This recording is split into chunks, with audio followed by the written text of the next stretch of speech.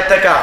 ইতিকাফ ব্যাপারে আল্লাহর হাবিব সরকারে মদিনা রাহমাতুল লিল আলামিন বলেছেন, قال النبي صلى الله عليه وسلم قال من اعتكف 10 في رمضان كان كحجتين وعمرتين رواه البيهقي।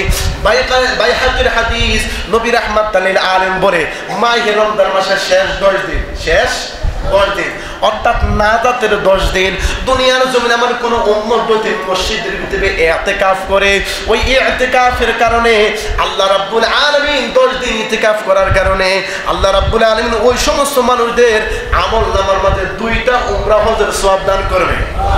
আর জোরে কন্না সুবহানাল্লাহ। উমরা করতে 1.5 লক্ষ 2 লক্ষ 2.5 লক্ষ টাকা, কিন্তু আপনি আল্লাহর ঘরে মাহে রমজান মাসে 10 দিন নাজাতে 10 দিন ইতিকাফ করবেন, আল্লাহর হাবিব নিজে বলেছেন যে 2টা উমরা হজের সওয়াব দান করবে। আর জোরে কন্না সুবহানাল্লাহ। নবী বলেছেন এই উম্মত, এই উম্মতটা ইতিকাফে 10 দিন থাকবে, কিন্তু বাহিরে যদি থাকতো মানুষকে সালাম দিত, দেয়নি? বাহিরে যদি থাকতো অন্য একটা ভালো কাজ করতো, ওই সালামের কারণে ভালো কাজের কারণে তার সওয়াব হইতো, হইতে কি হইতো না? কিন্তু 10টা দিন মসজিদের ভিতরে আছে, কিন্তু বাহিরে তো কোনো সওয়াব হয় না।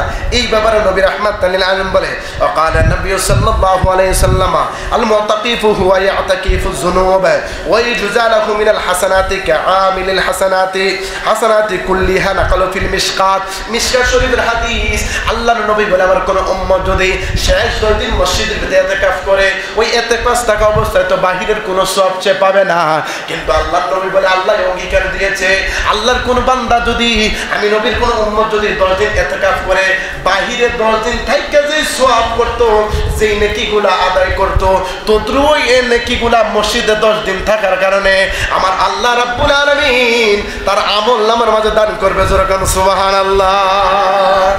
কমতি নাই কোন দিক থেকে, সুবহানাল্লাহ কইতেন না? কোন দিক থেকে কি নাই?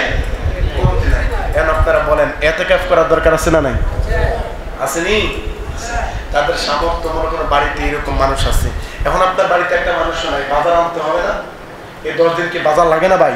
কিন্তু এমন যদি হয় যে আমি 10 দিন বাজার করে না দিয়ে যাই, আমার ফ্যামিলি চলতে পারবো, এরকম যদি হয় তাহলে আপনি 10 দিনের বাজার করে দিয়া আপনি ইতিকাফে আসবেন।